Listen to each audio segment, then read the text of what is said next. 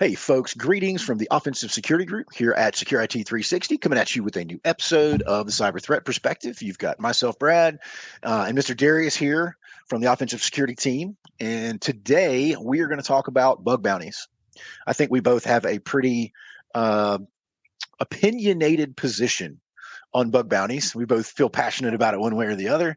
And so we're going to kind of air that dirty laundry out with you guys today. But before we get into it, if you like what you see here, like, subscribe, all that good stuff. The most important thing you can do for us is share the podcast with a friend or a colleague and help spread the word about what we're trying to do. And that's really just talk about InfoSec. So, Darrius, bug bounties, Yeah, man. What are they? Why do we care, et cetera? Like, let's get the primer going on what's going on with them. So, yeah. For those who don't know, when you have your traditional pen test, right? You contract a firm. You say, "Hey, I want you to kind of beat up on our systems a little bit, see what you can find, deliver a report." And it's kind of this all-encompassing package. With bug bounties, you're kind of taking a different approach. So you're trying, ultimately, at the end of the day, you're trying to solve the problem of, "Hey, I'm trying to find vulnerabilities that can be exploited within my application," right?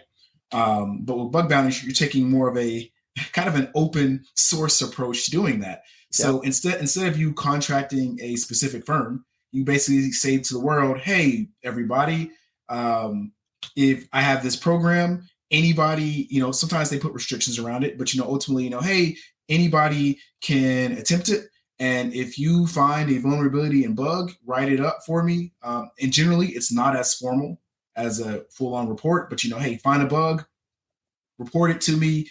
We'll assess to see if it's true or not, and if so, here's some money. Sure. And so it's really interesting because you get a lot of you can in theory get more eyes on your application. I think even I'm going to look at it from a flip side of not just a company, but from a pen tester or just an individual perspective. Bug bounties are a great way to make money. I'm going to put an asterisk next to that though, because there's some further things with that. Mm-hmm. But yeah, that's kind of the main difference between the two, between a traditional pen test versus a bug Yep. bounty. Yep. I agree. You're kind of like, it's almost like crowdsourcing, finding AppSec vulnerabilities. And I say AppSec because that's the most common way I think to do bug bounties is web, mobile, API, stuff like that. And I think, let's do the pros first. Let's talk about why they're valuable, what makes them cool, kind of why they're hot. And so I've got three listed here. We'll kind of take each one and tear it apart a little bit. The cost effectiveness, and I think a lot of this comes down to money. But yeah, cost effectiveness and resource preservation, kind of rolling those into one. So from a cost effectiveness perspective, we kind of have to analyze how bug bounties work, right? Like how the payout and process is. And so basically, if I as a company want to set up a bug bounty, let's say I have an API and my API does grocery store stuff, right? And so I would go to a bug bounty firm, a company, and I would register my application. And then I would stand up an environment, and that environment would be dedicated, hopefully. I would set it, that environment would be dedicated to that bug bounty. And then people from all over the world will come and register to be a bounty hunter, basically. And then they would effectively go request permission to work on the project, and then they would start beating up on the application, right? Could be 2 people, could be 200,000 people. Now, what's cool about that is, aside from maybe some minor upfront fees for getting the application set up and registered within the bug bounty system, you don't pay unless they find something. Yep. So that's kind of cool, right? Like from my from the perspective of cost savings, I like that. Because if nobody ever finds a bug in my app, then I never spend a dime. So there's some value there, and you kind of set the cost of those, kind of going into it. And so the other thing that's kind of cool is you don't necessarily have to do anything, Yeah. right? That's the value of it, is you're letting everybody else do the work. Yeah. And definitely depends on how you set it up. So you can definitely go through, I know there are a couple of popular third-party bug bounty services. I know there's HackerOne, there's Synac. Yep. And if you're a medium to small firm, that's probably your best bet if you want to go the bug bounty route. But you also have larger firms, or some firms that they will have their own internal bug bounty program. And you hear your Microsofts, your Googles, your Teslas, right? Like they have their own program, all internal, that they manage. So there's definitely different ways you can go about it. Yeah, I agree. And actually, you're right. I didn't even think about talking about those. If you have the resources to stand that up and manage the program, yeah, man, you're right. You can do it on your own, and then it literally costs you nothing other than time. Yeah.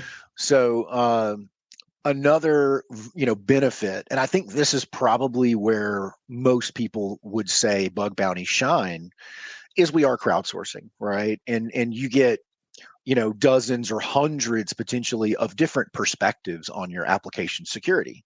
And so, for example, I might be a whiz bang at SQL injection, and you might be a whiz bang at, direct object access, or insecure direct object access. And then, you go and you find those vulnerabilities, and I go and I find vulnerabilities that I'm skilled with. So you do get the value of having a lot of eyes and a lot of really smart people potentially looking for that. And they're motivated because they only get paid if they find something. So, theoretically, you've got a pile of hackers looking at your stuff and they should find things. So, I think there's value there. I really do. 100%. Yeah. No, yes, I agree. I think once again there's an asterisk, but I'll hold on to it until we get to the cons. But overall, yes, 100%. That's a huge value. I mean, you're getting experts to look at your app while also not having to pay unless they find something. Like that's a huge benefit. I can't deny that. Yep. And that actually kind of rolls into the third and final kind of pro or benefit of the bug bounty systems, which I think is really a summary of the first two. And it's that there's a measurable return on investment. And what that means is I only pay if you find something. And if you find, let's say, I like using SQL injection because most people understand how that works. Let's say I go in there, I find a SQL injection bug, I report it, you validate it, and now I get like $5,000, and you get to increase the security of your application. So there's this one-to-one kind of line, this relationship between money and fixing stuff. Yeah. And that's a rare thing in the security world, right? It's very unusual for you to buy, like, let's say you buy a brand new firewall. All right, how much money from a security perspective have you saved yourself? Who knows, man? I just know I just spent like $1 million on a firewall. I didn't save anything, man. So it security kind of feels like a big money sink. And for you to be able to make that direct connection from I found this bug, cost me X number of dollars, now I fixed it, we're better for having spent that money. So that is cool. And I really think that a lot of, especially high level like executives, really kind of value that ability to tie the return on investment to a neat and tidy thing. It's convenient. Yep. So, and to kind of switch gears just a little bit in terms of the pros, once again, I'm always going to look at it from an individual perspective. This is a great way to where if we get asked all the time, how do I become a pen tester? How do I get into offensive security? In a more formal role. Having bug bounty experience and to be able to say, hey, like, yes, I have certs, but like I'm actually finding stuff and can exploit it. And, here's the proof. Yeah. That right there is a great way to get real world relevant experience without a formal offensive security role. That's a really good point, dude. And it's kind of like if you're a developer, your flex is your GitHub account. Yep. Right. So like if we were hiring a developer, I would be like, all right, dude, send me a link to your GitHub projects and I want to look at your code. The same flex is link me to your profile on HackerOne, right? Mm-hmm. And link me to show me how many bug bounties you found. And I'm not saying every pen tester has to have I've never done bug bounties. So like, but it doesn't invalidate me as a pen tester, but it certainly does lend itself well to getting street cred. For sure. Especially trying to break in. Yeah, absolutely, man. It's like having CVEs, right? Like how many CVEs do you have, And I know Spencer's like stacking them up right now. And it's just cool to be able to put on your resume, hey man, I found, 13 bugs in HackerOne, check out my profile, and I found, serious things. So yeah, I agree with you. It does validate your skill set. That's a really good point. Yep. All right, on to the cons, which for me is like this long. Right. Yeah, I have a lot more. And admittedly, I might be a little bit biased. Yeah, I'm big bit biased. And look, I don't think it's a secret to anybody that we're not huge fans of the bug bounty system necessarily. And really, man, my complaint comes from how people use it. not what it is, because I think what it is absolutely cool. But yeah, all right. I'm already like sidetracking, man. So let's talk about the first thing. Management and operational challenges. Okay. And so what we're talking about here is, you have to know what to do with the bug bounty program. And so if it's not as simple as, if I'm a small, medium business, I can't just open my code up to the public, right? I have to either go through HackerOne or I have to stand up an internal program. That means human beings have to receive the reports, validate the findings, and then pay out based on that. If you don't have the onboard skill set to do that, you're going to have a tough time managing a bug bounty program, right? And most people, by the way, seek out bug bounty programs because they don't have the onboard talent to do the pen testing and do the bug hunting, right? And so it's kind of this catch-22 thing. And so, not only that, but also from an operational perspective, the time it takes to receive all of those, because, like, by the way, I guarantee you it's something like 80-20, 80% are probably bogus, and then 20% are legitimate, but you still have to flesh out every single one of those. So who's going to do all that?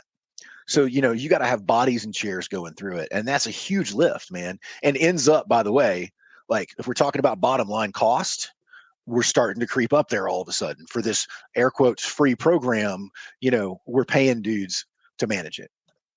Yep. So yeah, I kind of lean towards, you get what you pay for. And so completely agree. With the bug bounty program, like, yes, it can be cost effective, but your bug bounty program and the effectiveness of it on one hand depends on how much you're willing to put up in terms of the bounties, right? Like you have a lot of talented hackers out there, right? Mm-hmm. But you're also competing against other people's bug bounty programs. So if I can earn $60,000 by finding a single bug, and let's say Tesla's application, and you're only offering $5,000. Yep. Which one am I going to go towards? Yep, absolutely. And by the way, all of that setup and all of that doesn't even guarantee that anybody, to your point, is even going to necessarily try to find bugs in your application. You could have it sitting out there for the entire time and nobody ever look at it because you're, like you said, you're not offering enough money, or there just aren't enough people to go around. And there's a ton of other projects. So there's a lot of cases where, who knows how many people have gotten an opportunity to look. Yep. So I guess that brings us, we're kind of touching on it to the second point of the quality of findings, right? Yeah. When it comes to bug bounty programs, a very common one, you hear it all the time, where it's like, oh man, I got a bounty. I found a vulnerability, and they turn it in, and you look at it and you're like, this isn't really a vulnerability, because maybe they don't understand the full context of the application and what you're trying to do, which is something that during a pen test you would figure all that out during the scoping call, right? Yep. It could be something as simple as generally bug bounties, they have a list of things that are like, hey, this is what counts, this is what doesn't count. Well, it doesn't stop people from saying, hey, I found something, and it's everything in the category of things that you say does not count. And to your point, you still have people looking at, looking at these bug bounties, and having to verify it, right? Yep. And then kind of the last thing, kind of place that my mind kind of goes to, is you have a lot of smart people out there. And for some, all they're going to do is just run an automated tool. Yep. And then submit something. And so that can be helpful in some instances. You got some really smart people that write, nuclei templates and all this other stuff to find common vulnerabilities. But man, it's not going to be the same as someone that's like, okay, I see this, I'm developing a full proof of concept. And then, even taking it a step beyond to say, hey, and this is the biggest thing that you don't get with the bug bounty program, this is the actual risk in terms of the context of your business. You're not going to get that with the bug bounty program. No, I agree, man. I agree. And everybody's always going to be chasing the big dollar stuff, right? And so I'm always going to be looking for those criticals and those highs, because that's what pays the most money. Yep. But dude, I can't tell you how many times we've broken either into or broken apps with just chaining medium risk vulnerabilities together. right? 100%. And so, and here's another thing, and we kind of talk about this in one of the later ones, but um, you know, there are always going to be boundaries on these tests, right? So like, for example, they're going to say, don't fuzz the app, or don't do XYZ, or we don't care about particular issues, and in the back of my mind I'm like, yeah, but like everybody else does, Yep. right? So like I care, you should too. And so like I'm just not a fan of this constrained type of testing, because you're basically forcing people to only look for these like 10 really serious bugs. And the reality is there could be all this underlying baggage that creates problems for your app. So it's just not a comprehensive solution, right? Which I think really actually ties in with number 4, which is the incremental nature of it. You're getting a little tiny snapshot into one aspect and one component of your application. So let me ask you this. So when you're pen testing a web app, Mm-hmm. how valuable is it for you to spend the time to know the application, to understand how it works, and become familiar with it as part of your engagement? Oh, it's huge. That's a big part of it. We during the process, we spend at least the first day, right? Of I want to know everything about the application, every single endpoint, how workflows tie together, etc. And that knowledge right there has been crucial for finding, what I would consider pretty big vulnerabilities, right? So, Yep. common example, business logic failures, right? Yep. Very, very, very common, but you're not going to uncover that unless you sit down and spend time with an app, which you're not going to get. Those who are doing bug bounties, they're not going to put in that effort. Exactly. They're going to do a shotgun approach. I know this amount, and I'm going to hit every single app I can, and oh, nothing there. Well, okay, I'm gonna go, I'll move on to Yep. the next one. Yep. That's exactly right. And I mean, I would tell you, if I made my living on bug bounties, I would sign up for as many of them as I could, and I would spin up a VM with 5 instances of different fuzzers, like, burp, zap, everything you can imagine.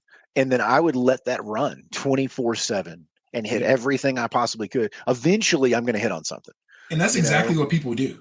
Yep. That 100%. And that's why it's kind of interesting, people that are getting into bug bounties, it can be difficult if you're trying to do things manually versus the Can't do it, guys man. who they're just automated, So Yep. it can And the definitely be tough. problem with that approach, by the way, is that that's not that much different from having like a dynamic web app scan. It's really not that much different. It's not comprehensive. And to your point, very few people are going to take the time to learn the app, learn the logic, and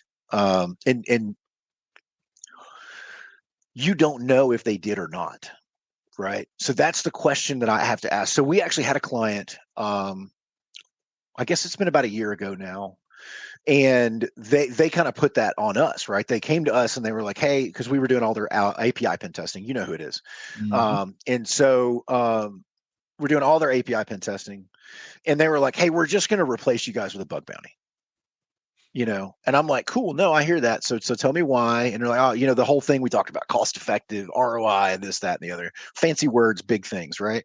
Yep. And I said, all right, cool. So how do you know what they've looked at and what they haven't looked at, right? How many people are looking at this specific endpoint at your API, right?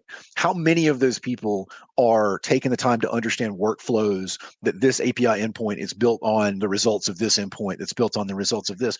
Because by the way, if you skip forward and fuzz the third one, you don't get anything Yep. because you're not passing that first logic test. And so, we ended up convincing them that I think they still got a bug bounty program, but they didn't decide to stop pen testing.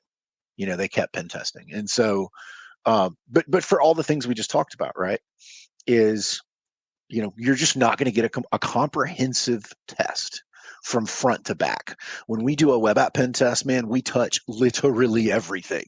Mm-hmm. You have a full-time dedicated resource Monday through Friday or whatever it is, and that's all we do is hammer every single aspect of that web application. When we're done, we know as much about that web app as the dude who wrote it, Yep. you know, And I and think it half the also time, yeah, no, go ahead.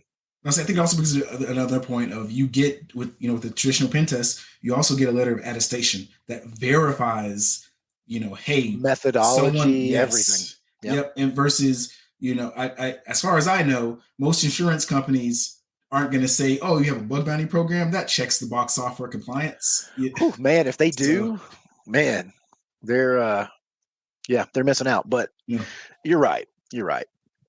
If we're going to prove anything about web application security or app security in general, it needs to be a comprehensive test. for sure. Now, I don't want to sit here and say pen testing is the end all be all for everything, because it's not.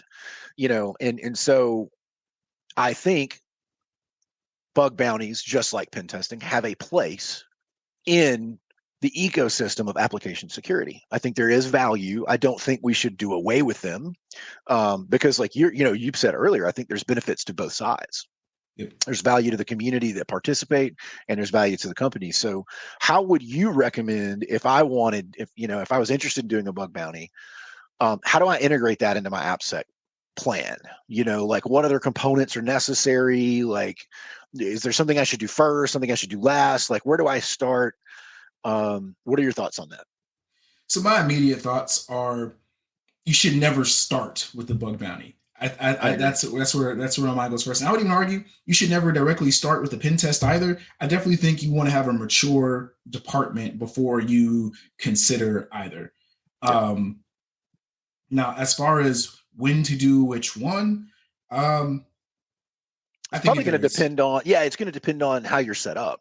And Yep. so, but no, I agree. I think, at least in my opinion, um, pen testing and bug bounties are the end of the road, right? They're the final destination, the place you want to be. If you've never done SAST or DAST, right? For those of you who don't know what that is, we're talking about static application scanning and dynamic scanning for your application. If you've never done those, you probably are not ready for a pen test. You are definitely not ready for a bug bounty program. Agreed. And let's step that all the way back to just culture, right? Are you having conversations with your devs? Do you routinely talk about security? Is security baked in the planning phases of the application?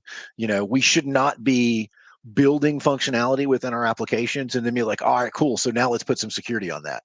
Yep. It should be, and we always use file uploads as the easiest example because everybody understands how they work.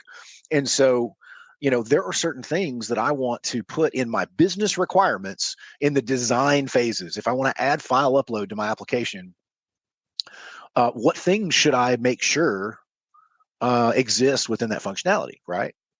And you and I know what the answer is, right? It's checking headers instead of file extensions. It's looking at all of these different aspects around that file. It's not storing it on the file system in the same path as the web server. Maybe don't store it in production either, because that's how you get a web shell out of your dev environment. But So yeah. So many things.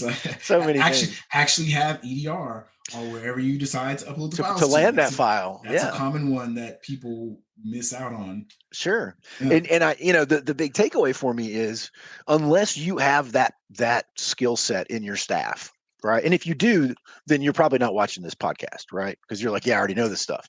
But most people don't have that. And so, you need to seek that out, right? And so what we do when we fully integrate into a client's application security workflow, or their more like their DevOps workflow, that's what we're doing. We're in the meeting during the planning phase. We're like, hey guys, if you're going to do file uploads, here's 5 things I want you to do, right? And then we're going to validate they did those things in the static and dynamic scanning. We're going to be looking at those things, and then we're going to test it in the pen test phase. If you've made it through that portion of the life cycle, dude, you have all the bug bounties you want, man. Yep. And if somebody finds something, it's probably a legitimate hairy thing. And if it was missed by everything else, it's probably a really advanced, complex attack that deserves to get a fat paycheck. So, I think they all have their place. If I had to rate one, or if I had to rate bug bounties, I would say they're the lowest priority for me. But they still have a place, I think. No, I agree. And to your point, definitely last in the life cycle. And I think there's a reason why when it comes to bug bounties, you see more of the larger firms, Yeah. do More them. mature. Yeah. Microsoft has multiple red teaming and pen testing departments. Yeah. So that's why it's such a big deal when somebody off the street comes in and says, "Hey, I found this this bug in Azure, and I gained access to everybody's exchange environment," right? Like that's a huge reason why that's such a big deal, and why you can get a payout of like $50,000 because of all the effort and work that's come in beforehand. But definitely, if you're smaller or medium sized firm, if you're not there from a maturity level, I definitely think a pen test is probably your best bet. And I just think compliance at the end of the day, right? Yeah. You want to be compliant. At least a pen test should check off that box more so than a bug bounty program. Completely agree with that. Completely agree. Yeah. So definitely, don't hate them. And I kind of mentioned this at the very, very beginning, and I'll close with it too. Is my problem is when people lean on them for a big part of their security program, right? And we've run into those folks a number of times, where they're, we'll ask them, what are you guys doing for AppSec? And they're like, "Oh, we have a bug bounty program." I'm like, "Yeah, but what are you actually doing for AppSec?" Because that's not what that's for, man. And it's just everybody thinks. Let me rephrase that. Not everybody. Some people think that it is a comprehensive solution, and we're here to tell you it's not that. So one more thing before I forget, just because another con is keep in mind, right, when you're doing these bug bounty programs and you're letting people test and it's like open to the world, is you're dealing with people from all over the world. And at the end of the day, hackers are hackers. And a lot of them, the code comes down to is where am I going to make the most money? So once again, if your bug bounty program isn't offering a significant sum of money, and the data that they're able to provide, let's say they're able to exfil data or whatever the bug is, right? If they can make more money releasing a POC to the dark web or to actually exploit it and, actually attack you, that's what they're going to do. Yep. And, it's kind of an open invitation. It's the equivalent of putting a sign, in front of your house that says, "Hey, criminals, hey, burglars, break in if you can." Right. Yeah, it's a dare, which is almost never a good thing to do. But yeah, no, that's a really good point, because, there's nothing stopping them from finding that, SQL injection file upload vulnerability and then just flipping it over the dark web and selling it. Yep. Or hiring a mercenary. Yeah, you really are. You're exactly right. And you don't know what the morals, ethics, or anything about those people are, whereas, you get a pen tester, that person's background checked, certified, qualified, probably has yeah.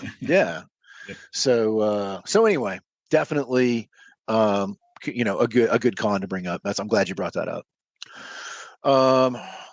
Man, I think that's all I've got. You got anything else to throw at us? No, that's it. I mean, I could ramble about the cons of bug bounties all day, but no, I'm good. Yeah, it's a big list. It's a big list. Yeah. But all right, folks, that's all we have time for today. If you like what we do here, please like, share, subscribe, tell your friends, and we'll see you next Wednesday.